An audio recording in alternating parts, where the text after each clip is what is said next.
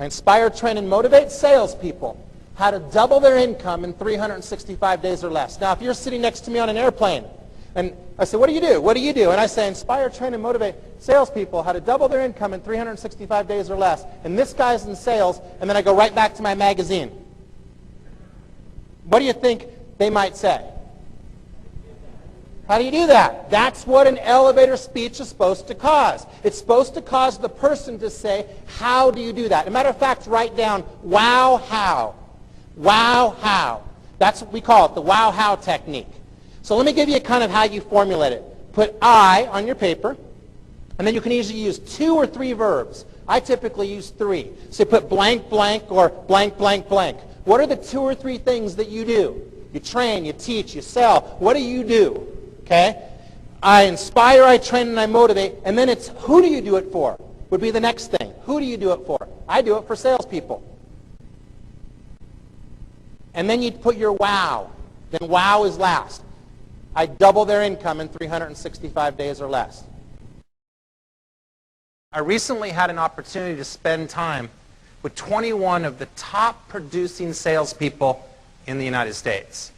See, what I was doing is I was working on my book, Getting In and Getting Out, and I realized over the years that there was a big difference between a top producer and an average producer or a low producer.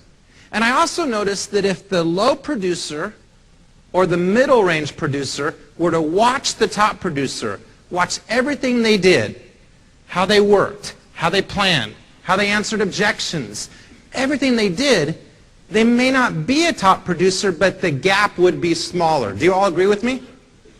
And then I also said, what can I do in a book that would be different than any other book out there? I went to Barnes & Noble and I went to Amazon.com and I saw book after book after book after book written by one person with one person's opinion.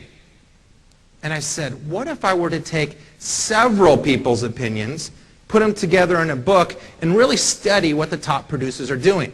And that's a lot of what our conference is about today. BBF. BBF. And what BBF stands for is bounce back factor. A top producer saw if they had a problem, they dealt with it and bounced right back. If a sale they thought they were going to get didn't come through, they bounced right back. If they had a problem at home in their personal life, with their friends, a financial situation, they dealt with it quickly and what did they do? Bounced right back. Do you agree with me that's important? See, they didn't get what we call the plum disease. In case you don't know what the plum disease is, the plum disease is poor little old me.